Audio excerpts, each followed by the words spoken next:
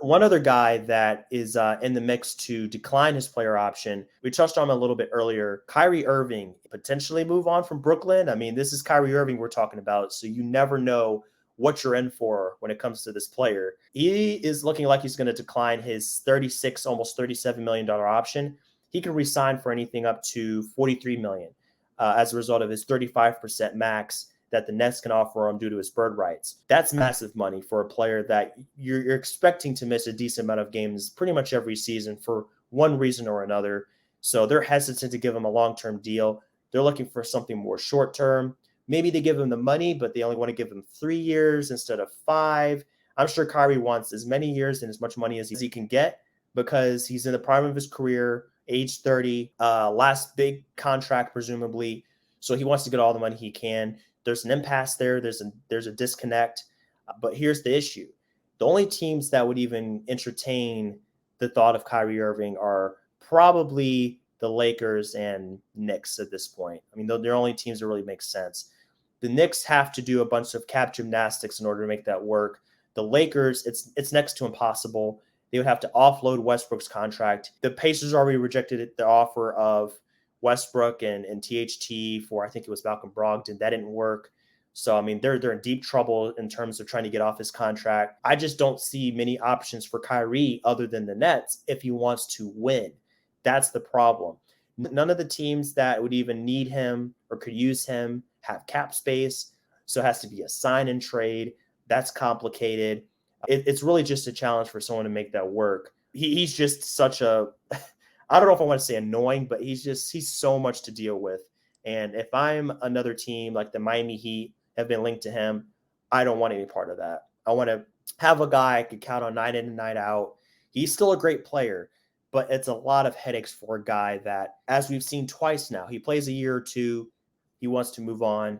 It gets kind of old at this point, regardless of how talented he is as a basketball player. No one's going to doubt that. It's just a lot to deal with, man. I mean, I don't know how else to put it. Yeah, I mean, there's so much involved with Kyrie opting out of his contract because most contenders don't want him because he would be, he's seemingly a toxic guy in the locker room, or at least for the team as a whole, as the organization. You don't want guys you can't rely on. I think, frankly, I think he's just a little bit odd, and I think some teams are hesitant about that.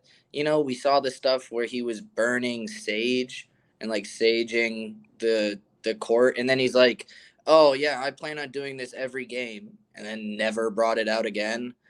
Like it's just, it seems like he's more interested in like the media antics, but then goes on and talks to the media and is like, "Why do you guys care?" Well, because it's the NBA media. Right. It's That's their why, job. because you're an NBA player and this is NBA media. So I think, yeah, that obviously his personality is the biggest factor because he's maybe the most talented guy to ever touch basketball. I mean, his talent is just ludicrous. Mm-hmm. It's nonsense, and to see him, uh, you know, basically just carry on with these antics to a point where there's only two franchises that might entertain you. One of them's a poverty franchise, the other the Lakers, kind of a, who knows, just a 8 ball of like shake it up, see what you get, you know? And I just don't know that there's a single situation that actually fits for Kyrie. So I Mm-hmm. think anywhere he goes, or anyone that wants him will have to make it work around Kyrie, because he's not a guy you can just throw into any offense anywhere. He needs the ball in his hands. He's a scorer. And frankly, when he has the ball in his hands so much, there comes with it you don't have to completely be, but there's a bit of a responsibility with being a leader and setting an example, especially if you're a guy that's looking to get 30 mil plus. Right. So that, it's going to be a really tricky situation. I'm generally one of the people that's like, hey, offer him a contract for 2 years. I still think he can be really helpful to an organization. I think he No can, doubt. uh, a complete difference maker in the right situation. But I don't think he's ever been kept in check outside of being on the Cavs when LeBron was there. Mm-hmm. And that's why, the Lakers are maybe so appealing. And he's mentioned in interviews that, if I would have stayed with LeBron, we'd have won a ton more championships and things like that. Maybe you have the opportunity. You might have to take a $30 million pay cut, Mm-hmm. or somehow, pray someone wants Westbrook's contract so that they can free up space. I mean, I know there were rumors that the Hornets are incredibly interested, but I don't know why they would be unless they're trying to free up space for someone else later on. Because with Rozier and LaMelo, I mean, they couldn't plan on playing him really.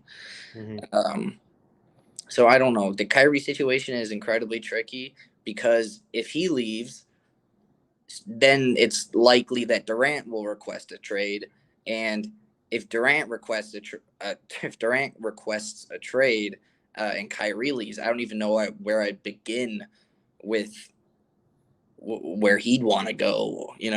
So I think that there's a lot at stake with the Nets wanting to make it work, but they're not going to offer him more than 2 years.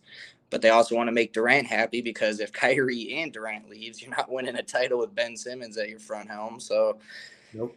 I don't know. I think it might be one of those things where it looked like the Nets were going to be an all-time team and just crash and burn. So Yep. who knows? That's what that's what comes along with the big names. Sometimes there's a little bit of drama involved, or in the case of Kyrie, a lot of drama.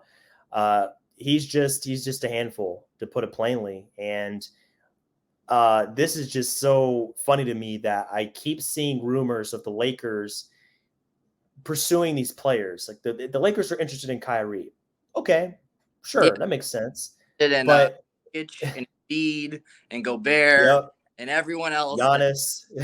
It, I don't It's just understand how, unless you trade LeBron or Davis, you plan on keeping any of these, or acquiring any of these players. it makes no sense because look at their cap sheet. $120 million committed to LeBron, AD, and Westbrook. Those three players. The salary cap for last season was 112. So three players command your entire cap space, and you're linked to Kyrie Irving when Westbrook, one of your most expensive assets, is uh, not even sought after by any other team as far as taking him on via trade. So I just don't understand how that even makes sense. It's just not really a possibility at this point. So we need to kind of get our heads out of the clouds, or whoever is putting these reports out there. Let's come back to reality for a second and look at what's really possible, because that's definitely not possible And with we what they also have right now. Right, and we also have to realize they just hired Darvin Ham, and he's still uh, creating his coaching staff. So Sure. he's going to have a bunch of ideas. He talked in his press conference about how he wants them to play, share the ball, and be able to move off ball, especially Westbrook. And I think it would be a disservice to Darvin Ham to say, "Hey, we brought you in because we think you're the guy that can make these three work," and then say, "Oh, never mind. Sorry, we're actually going to give you the most toxic player in the league. Make that work." I don't think that is how the Lakers want to operate, especially after last season and the way that uh, many fans and I assume other front offices around the league see them. I don't think that they should be looking to make any moves that would uh, steer them in any direction other than a very serious organization that plans on competing. Right. Because there's two times, I think it'll be LeBron's fourth year on the Lakers, and in two of those seasons, they haven't made the playoffs. Right. One of them was a championship. So it's redeeming. You got your ring, great. But now it's like, okay, you still have way too good of a roster to not be competing here. Granted, there was injuries to Davis. You'd like to think if he was healthy all year, that changes things for them. I don't think they missed the playoffs if Anthony Davis was healthy all year, but they definitely weren't contenders last year. And I just think it would be ludicrous to bring in a guy who's just so unreliable. I mean, you already don't know if you're getting more than 40, 50 games out of Davis. Right. Are you going to get less out of Kyrie and then say, LeBron, go win it with Austin Reeves? He's great, but that's not going to get it done. He's a good young rookie, but I mean, come on now, guys. Like you said, let's get our heads out of the clouds. Let's be real. Let's be real, man.